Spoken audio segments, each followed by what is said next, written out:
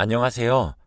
저는 50대 후반이고 슬하에 딸 하나, 아들 하나 있는 전업주부입니다.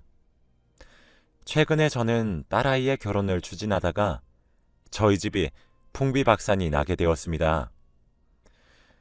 딸아이의 결혼을 준비하는 과정에서 제 남편의 충격적인 비밀을 알게 되었거든요. 지금부터 그 비밀에 대해 한번 이야기를 해볼까 합니다. 저희 딸은 엄마인 제가 봐도 참 이기적인 면이 많은 아이예요. 어떻게 보면 철이 없고 어떻게 보면 순수한 아이죠. 나이가 들수록 남들은 철이 든다는데 아직도 철없는 소녀 같기만 합니다. 남동생인 아들이 오히려 첫째 같을 때가 종종 있어요. 제가 첫아이가 딸이라 너무 오냐오냐 길렀던 건지 딸아이는 본인을 가장 우선하는 경향이 큽니다. 저희 집은 항상 남동생이 누나를 위해 양보를 해왔죠. 그래서 그런가 나이가 들어 결혼 정년기가 다가왔는데도 딸이 결혼하려고 하질 않더라고요. 남자가 없는 건지 생각이 없는 건지. 그러다 딸아이에게 선을 볼 생각이 있느냐고 넌지시 물어본 적이 있었어요. 예상과 달리 딸아이는 바로 당연하지 라고 하더라고요. 저는 딸아이의 수락과 동시에 남편에게 상의를 했습니다. 선자리를 알아봐야 하니까요. 그런데 남편은 자기만 믿고 기다리라 하더라고요. 저는 속으로 주위에 괜찮은 자리가 있구나 생각하고 기다렸습니다. 아니나 다를까 며칠 지나지 않아 남편이 자리를 하나 만들었더라고요. 그렇게 대망의 선을 보는 당일이 되었고 저는 딸이 이제 정말 결혼해서 독립하기를 간절히 바라는 마음으로 성공을 빌었습니다. 그런데 집으로 돌아온 딸아이에게 이것저것 캐물어 보니 영 내켜하지 않아 하는 것 같더라고요. 그래서 제가 마음에 안 들어? 라고 물어봤어요. 그랬더니 딸은 아니, 그냥 그저 그런 것 같아서 라고만 대답을 했습니다. 그래서 저는 다음 선자리를 빨리 골라봐야지 했죠. 그런데 남편이 반대를 하더라고요. 남편은 딸에게 아니, 한 번만 만났는데 어떻게 상대를 깊이 알 수 있겠어? 아빠가 얼마나 고심해서 고른 상대인 줄 알아? 사주팔자를 살펴봐도 그렇게 너희가 천생연분일 수밖에 없는 팔자래. 당장 다음에 볼 약속 잡아. 라며 호통을 막 치더라고요. 저는 아니 여보, 왜 그리 흥분해요? 그저 그렇다는데 다른 사람을 만나보면 되는 거지. 라고 말렸더니 남편은 아니 글쎄, 우리 진주랑 그 남자랑 이어져야 평생 행복할 팔자라니까 그러네. 당신도 진주기에 헛바람 넣지 말고 조용히 있어. 라면서 과하게 흥분을 하는 겁니다. 저는 한숨을 내쉬면서 딸의 방을 나갔어요. 그런데 딸은 그 뒤로도 상대 남자와 몇 번의 만남을 더 가지는 것 같아 보였는데도 점점 마음이 뜨는 게 보이더라고요. 그러다 어찌저찌해서 결국 상대 남자와 저희 딸이 연애를 하기 시작했습니다. 사실 딸이 시큰둥한 게 제 눈에도 보이고 상대 남자에게도 분명 보일 텐데 연애를 한다고 하니 저로서는 조금 의아하더군요. 그렇게 시간이 흐르는 와중에도 딸은 헤어지니 마니 수차례 반복했습니다. 정말 헤어지고 싶다고 해도 남편이 안 된다며 사주팔자 궁합으로 얼마나 좋은지 아냐고 말이 되지 않는 논리로 억압하니 딸은 체념하고 계속 만나는 듯 했어요. 저와 아들은 딸의 편을 들어줬지만 소용이 없었죠.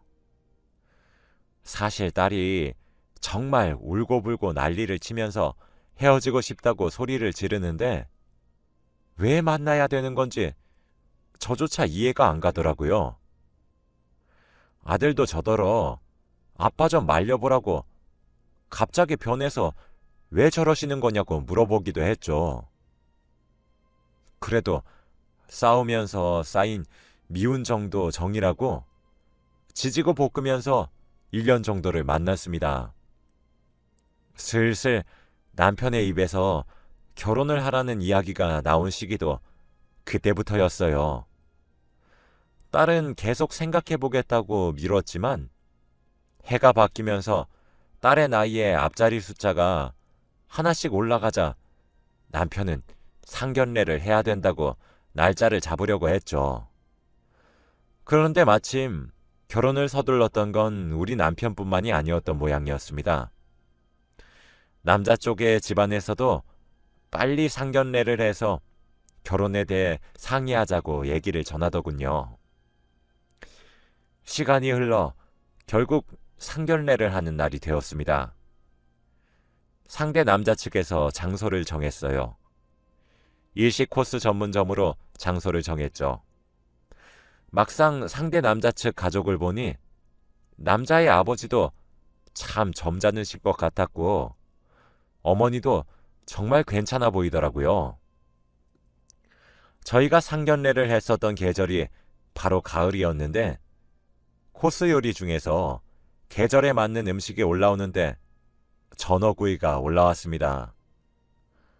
그런데 그때 예비 안사돈께서 저희 남편 보고 사돈 전어구이 좋아하시는데 한번 드셔보세요.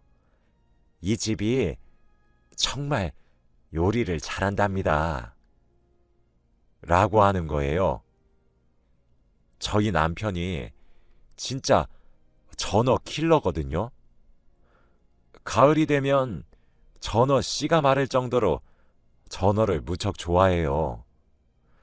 그런데 그걸 그날 처음 만난 사람이 알고 있으니까 제가 의아해져서 저희 집 양반이 전어를 무척 좋아하는 거 어떻게 아셨어요? 라고 물으니 가을 전어는 집 나간 며느리도 돌아오게 한다는데 가을에 제철인 전어를 싫어할 사람이 세상에 얼마나 있겠어요. 라고 웃으면서 넘기더라고요. 그래서 저도 하긴 그것도 그렇네요 하며 넘어갔습니다. 사실 이때부터 비극이 시작되었던 거였어요. 차근차근 딸아이의 결혼 준비를 시작하면서 점점 남편에게서 수상한 움직임이 포착되기 시작했습니다. 결혼 준비만 하는 건데도 불구하고 남편은 예비 안사돈과 너무 잦은 만남을 가지더라고요. 그리고 딸과 예비 사이가 직접 준비해야 되는 일들을 둘이 나서서 빠르게 정해주려고 했습니다. 정작 결혼할 당사자 둘은 미적대고 있는데 말이죠. 상견례 때 너무 성급히 결혼 준비를 하고 싶지 않다는 제 말에 동의하지 않는 사람도 그 자리에서 제 남편과 예비 안사돈 딱 둘뿐이었어요.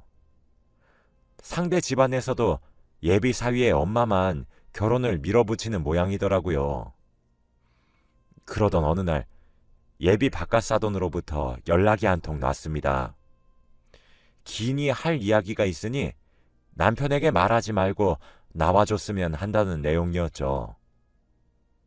좀 꺼림칙하더라고요. 제가 왜 그러냐고 물어보니까 일단 저만 먼저 알고 있어야 될 이야기 같다고 답장이 오기에 일단 알겠다고 말을 한 뒤 약속 장소에 나갔습니다.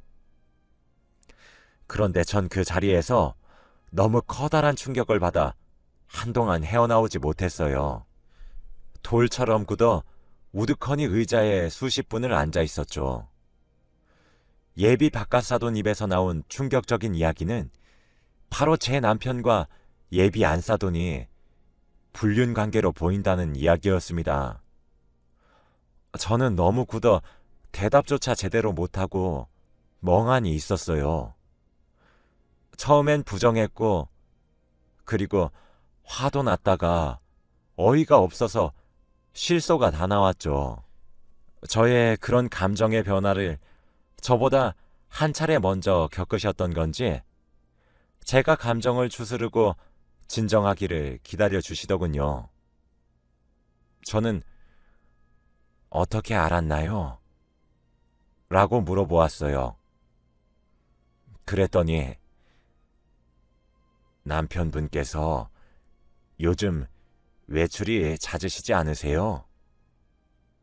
그거 다 제 아내를 만나는 외출입니다. 전부 다요. 라고 하더라고요. 저는 저 진짜 너무 어이가 없고 기가 막혀서 믿기지 않는 거 잘 알고 계시죠? 증거라도 있으셔서 그렇게 확신하시는 거예요? 아니면 증거도 없이 추측으로만 이렇게 말씀하시는 거예요? 라고 쏘아붙이듯 물었어요. 그랬더니 자켓 안쪽에서 사진을 여러 장 꺼내 제게 펼쳐놓더라고요. 일단 이거 보시고 말씀하세요. 저도 알게 된 지 얼마 되지 않았습니다. 하루는 제가 거실에서 TV를 보며 과일을 먹고 있었는데 옆에 놓여있던 제 아내의 휴대폰으로 전화가 한 통 오더라고요. 그런데 걸려오는 전화번호가 등록된 이름이 멋쟁이 하트로 저장이 되어 있었습니다. 몇 분 뒤에 아내가 거실로 나와서 휴대폰을 들고 돌아가는 걸 보고 소파에 누워 아무렇지 않게 여보, 아까 전화 오더라 라고 말하면서 누구한테 온 거냐고 넌지시 물어봤어요. 그런데 아내 입에서 나온 상대방이 바로 사돈댁 남편분이었습니다. 저도 믿기지 않았어요. 저는 설마 하는 심정으로 아니겠지 하면서 심부름센터에 돈을 주고 의뢰를 했습니다. 제 아내가 바람을 피고 있는 것 같으니까 뒤를 좀 밟아서 증거를 만들어서 가져와 달라고. 지금 제가 보여드린 이 모든 사진들은 고작 사흘 만에 다 찍혔어요. 제가 기간을 한 달로 잡아서 부탁을 했는데도 불구하고 고작 사흘 만에 수백 장을 찍어다 줬다 이 말입니다. 그럴 수밖에 없죠. 매일매일 눈만 떴다 하면 만나서 둘이 붙어 먹으니 많이 찍힐 수밖에요. 아직 제 아내도 제가 알고 있다는 사실을 모릅니다. 라고 하는데 정말 머리가 멍하더라고요. 너무 충격적이었죠. 어디서부터 어떻게 고쳐야 할지도 감이 안 잡혔어요. 근데 제 충격은 거기서 끝나지 않았습니다. 그리고 진짜 더 충격적인 사실이 뭔지 아십니까? 이 두 사람의 불륜으로 인해 제 아들과 그쪽 딸이 결혼을 하게 된 거였다고요. 라는 말에 전 아니 그게 무슨 뚱딴지 같은 소리세요? 라고 했죠. 이야기를 들어봤더니 글쎄 정말 미친 것 같더라고요. 두 사람은 사실 불륜 관계를 3년이나 이어왔던 거였어요. 그런데 불륜을 저지르던 사이다 보니 혹시 아는 사람들을 만나게 될까 싶어 숨어서 만났었대요. 아무래도 차를 한 잔 마시고 싶어도 개인적인 공간을 제공하는 곳을 가야 했고, 여행도 가고 싶지만 혹시 모를 가능성 때문에 못 가고, 떳떳하게 만나고 싶긴 했지만 나이 다 먹고 이혼은 또 하기 싫은 그런 못된 도둑놈 심보였던 거죠. 그러다가 제가 딸아이에게 선을 주선하겠다는 말을 듣고는 상대 쪽 외동아들과 우리 딸을 결혼시켜서 사돈 관계를 유지하면서 불륜을 저지르자고 제안을 했는데, 예비 안사돈이었던 그 여자도 좋다고 오케이를 했던 거였어요. 그래서 하루빨리 사돈이 되어 당당하게 연애를 하고 싶어서 결혼을 서둘러 진행을 시켰던 거였습니다. 만일 둘이서 오픈되고 개방적인 공간에 가서 아는 사람들을 만나서 누구냐는 질문을 받아도 사돈댁이라고 말을 할 수 있게 말이죠. 제 딸의 예비 시아버지가 될 수도 있었던 분은 제게 저는 조용히 증거를 모아서 이혼 소송을 하려고 해요. 물론 제 아들에게도 모든 사실을 알리는 것도 당연하다고 생각하고 있습니다. 아무래도 그쪽도 이 모든 사실을 미리 알고 계셔야 될 것만 같아서 부득이하게 이렇게 몰래 불러내어 말씀드리게 되었네요. 라고 말을 했어요. 저는 만약 증거를 다 모으셔서 이혼 소송하는데 사용하신다면 저도 그 증거들을 조금 제공받을 수 있을까요? 그리고 저도 딸아이에게 사실대로 자초지종을 말할 겁니다. 오늘 본 사진은 제가 가져가도 될까요? 부탁드리겠습니다. 라고 하니 흔쾌히 알았다고 수락하시더군요. 먼저 돌려보내고 난 후 저는 자리에서 한참을 일어나지 못했어요. 제 손에 쥐고 있는 사진들을 보고 있으니 정말 속이 부글부글 끓어서 진짜 가만두고 싶지가 않았거든요. 사진에 나온 둘의 모습도 어찌나 더럽고 추접스러우며 천박한지 길거리에서 대놓고 데이트를 하는 등 참 다양한 모습들이 담겨 있었어요. 정말 비참했죠. 정신을 차리고 시계를 보니 마침 그때가 제 딸이 퇴근할 시간이더라고요. 전 딸에게 전화를 걸어 제가 있는 곳으로 당장 오라고 말을 했습니다. 딸은 제 목소리에서 심상치 않음을 느꼈던 건지 총알 같은 시간에 도착했죠. 저는 딸에게 너 이번 결혼 엎어야 될 것 같다. 어차피 너도 상대 쪽 남자도 미적지근하게 굴고 어영부영 했으니까 괜찮지? 라고 물어보니 엄마, 갑자기 왜 그래? 무슨 일 있었어? 라고 하더라고요. 저는 너무 놀라지 말고 봐줬으면 한다고 말하며 제가 받았던 여러 장의 사진을 딸에게 건네주었습니다. 딸은 의아한 표정이었다가 경악에 찬 표정으로 바뀌는 데는 많은 시간이 필요하지 않았죠. 이거 미친 거 아니야? 이거 우리 아빠랑 예비 시어머니 맞아? 확실한 거야? 라고 흥분하기 시작한 딸에게 전 진정하라고 말을 한 후 제가 들었던 모든 이야기를 최대한 담담하게 말해주려고 노력했죠. 입에서 나오는 이야기가 진행되면 진행될수록 딸아이의 표정은 시시각각 변하기 시작했습니다. 딸은 제게 엄마, 이혼해. 나도 돈 벌고 있고 동생도 돈을 벌고 있잖아.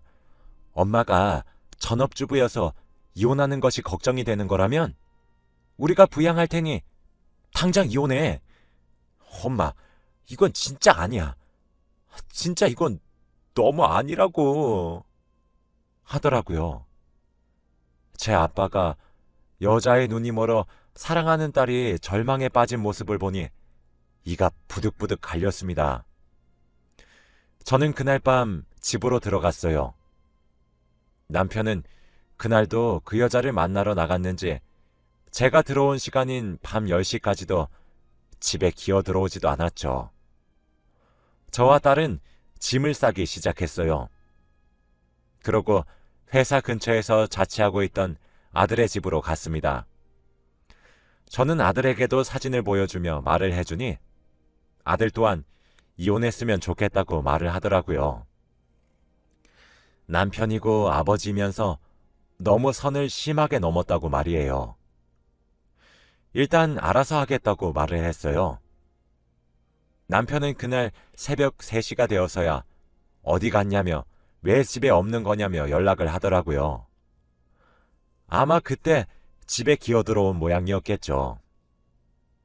전 다음날 오전에 그 여자에게 전화를 걸어 예비 바깥어른에 대한 문제로 만나 뵙고 싶다고 말을 한 후 점심 무렵에 그 여자를 만났어요. 진짜 너무 창피한 이야기라 개인적인 방을 제공해주는 카페를 약속 장소로 잡았죠. 그 여자가 도착하자마자 저는 제 앞에 놓여있던 물을 냅다 부었습니다. 지금 뭐 하는 짓이에요? 라며 소리 지르는 그 여자에게 전 사진을 뿌렸어요. 당신, 내가 진짜 모를 거라고 생각했어? 불륜이나 저질러서 가정이나 파탄내는 버러지 주제에 감히 자식들을 니들 연애 노름하는 데 필요해서 결혼시키겠다고 장난질을 쳐? 라고 소리를 질렀습니다. 그 여자는 어버버거리며 아무런 대꾸도 하지 못하더군요. 야, 너 진짜 니들 불륜하는 데 편하려고 자식들 결혼시켜주겠다고 난리를 떨었던 거 맞아? 진짜 어이가 없어서 라고 다그치자 그 여자는 제게 갑자기 무릎을 꿇고 빌기 시작하더라고요. 제발 제 남편한테 말하지 말아주세요. 제발요. 당장 헤어질게요. 2번 다시 만나지 않고 아이들 결혼 이야기도 없던 일로 할게요. 앞으로 진짜 조용히 살 테니까 제발 한 번만 봐주세요. 네? 라며 2 손을 싹싹 비는 그 여자에게 저는 너 진짜 몰랐구나. 이 사진 나도 받은 거야. 누구한테 받았는 줄 알아?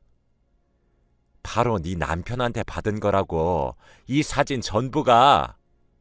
라고 소리쳤습니다. 방에서는 저의 씩씩거리는 소리만 들렸죠. 전 그렇게 무릎을 꿇고 앉아있는 그 여자를 뒤로하고 나왔습니다. 그 후 저는 제공받은 증거 사진들과 문자 내역, 계좌 내역 등을 이용해 이혼 소송을 시작했어요.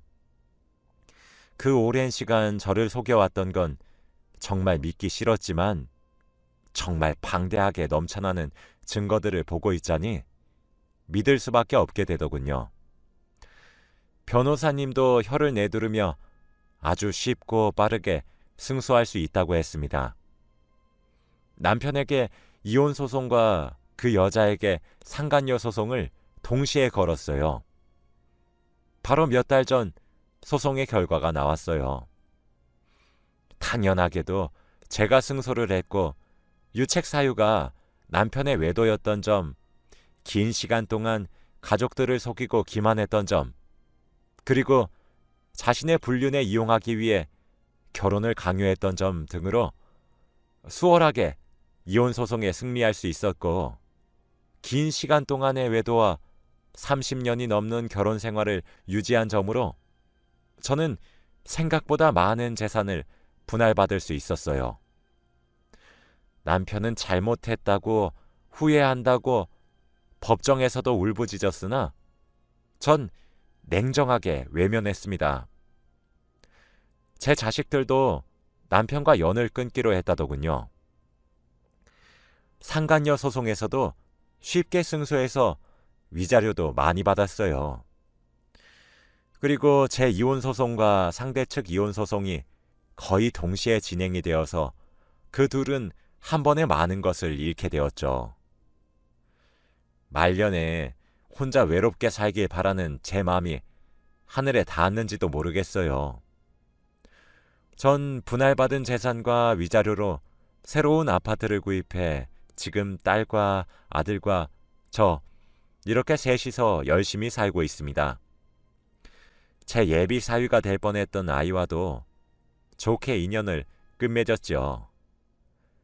사실 지금도 배신당했던 충격이 채 가시지 않아 마음이 너무 아프고 힘이 들지만 엄마 마음을 풀어주려고 노력하는 자식들을 보고 있자니 다시 기운이 납니다.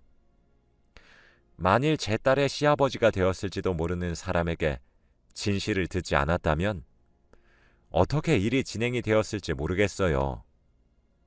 아마 그쪽의 이혼 소송도 저와 별다르지 않았겠죠. 오늘도 스트레스로 살이 많이 빠진 딸의 모습을 보니 마음이 참 싱숭생숭해서 이렇게 글을 써봅니다. 여러분들의 가정에는 이런 일이 없이 평안한 일만 가득하시길 바라는 마음으로 글을 마쳐요. 읽어주셔서